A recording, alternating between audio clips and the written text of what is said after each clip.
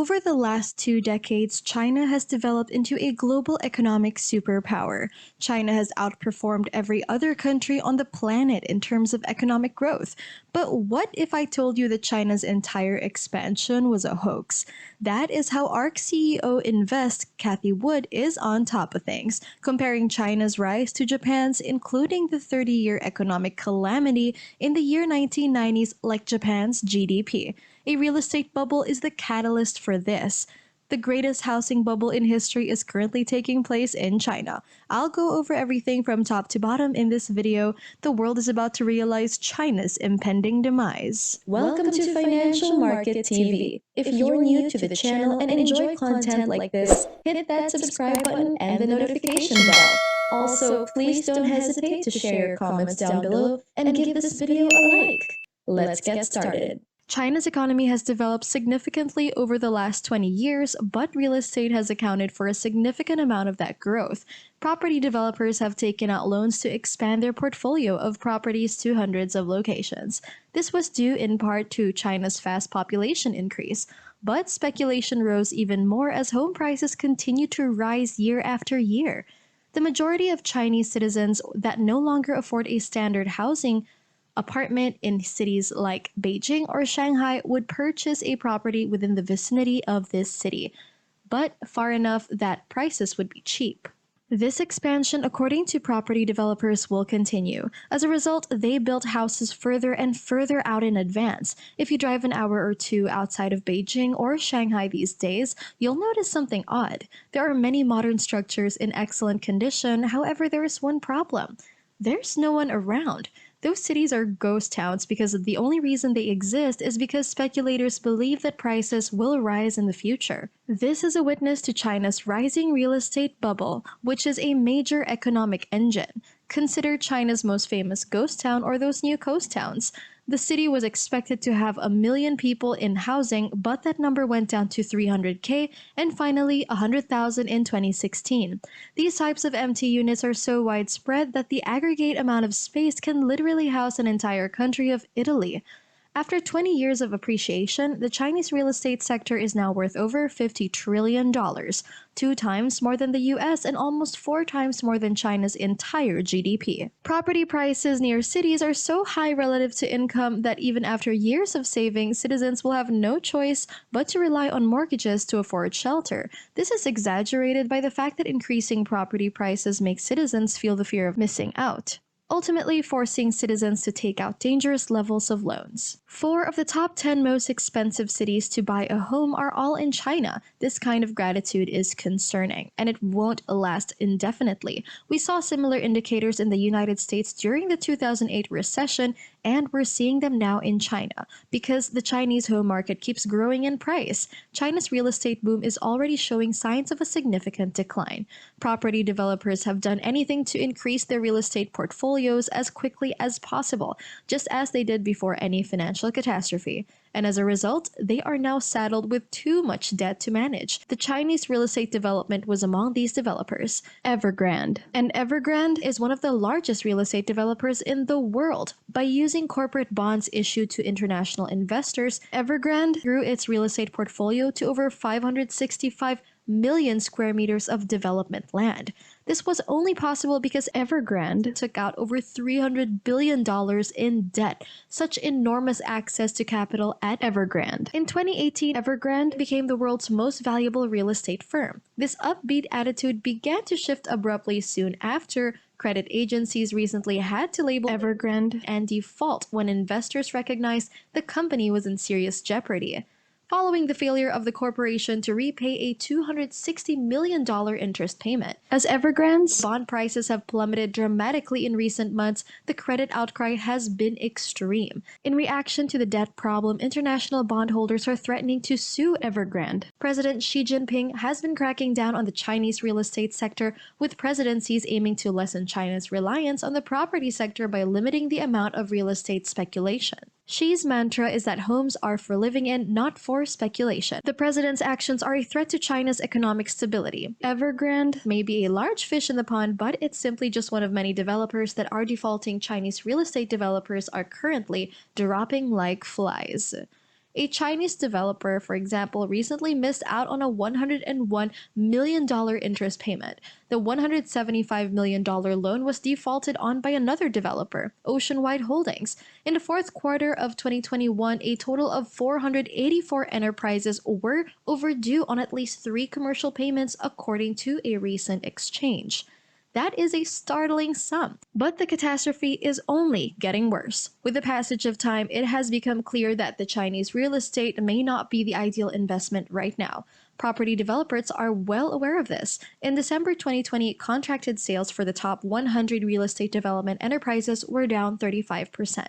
That marks the first year that development company saw a decrease in sales in over 20 years. According to Cathie Wood, one of the things that we'd like to focus on here is China. That so much is going on in China. And again, the headlines are getting some of this, but within 1 week, Bloomberg journalists report that all of this happened in Greater China this week. China's housing bubble has even gotten the attention of the U.S. Federal Reserve.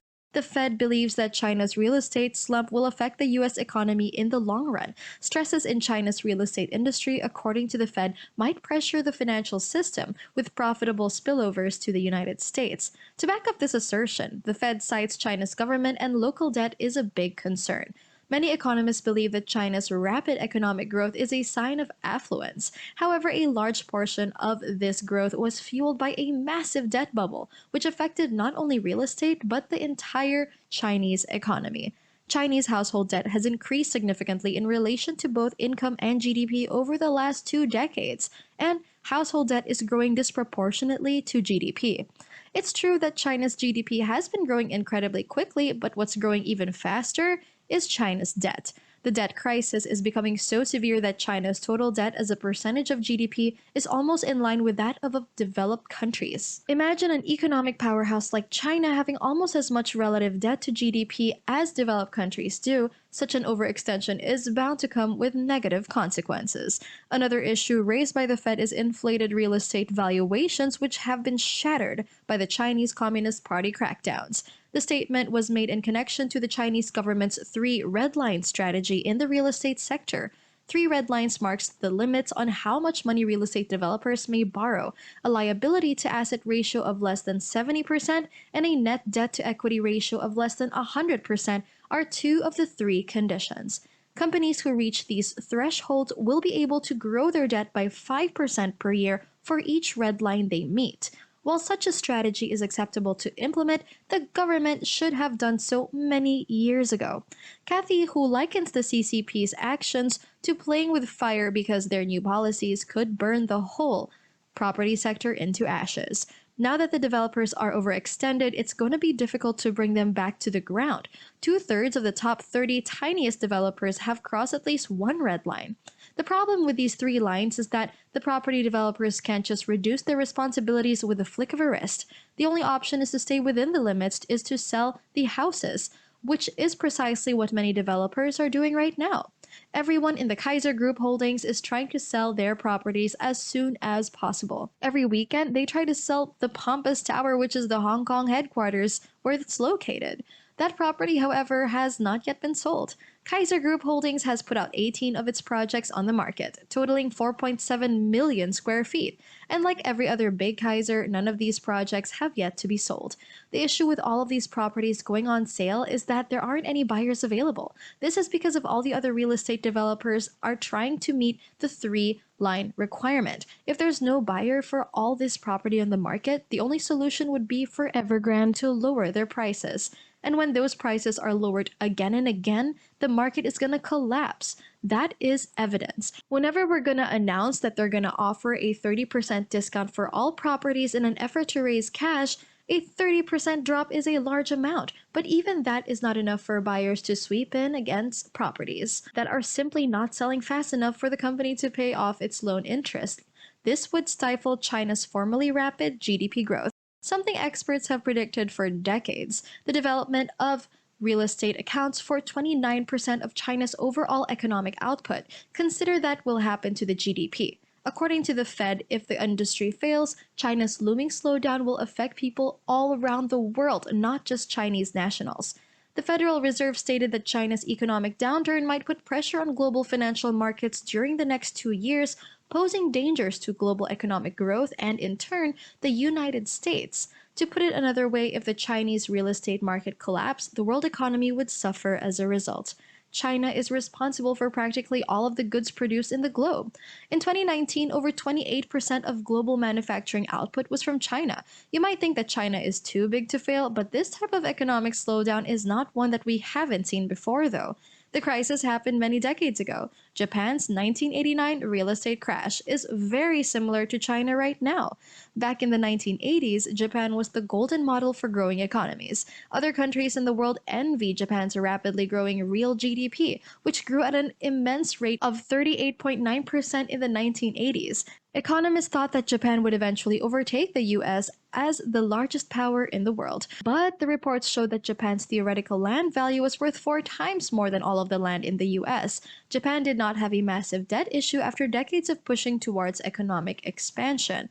Japan's firms, like China's, borrowed vast sums of money. Following the Ministry of Finance's encouragement of corporate borrowing, the Ministry of Finance promoted low interest rates, deregulation and domestic stimulation, and an expansion in the money supply of roughly 8% to 10% per year. Prices climbed higher and higher, and so did Japan's GDP. But even though Japan rode up the ranks very quickly, its economy collapsed even faster. By 1992, the Japan stock market was down to almost 60%.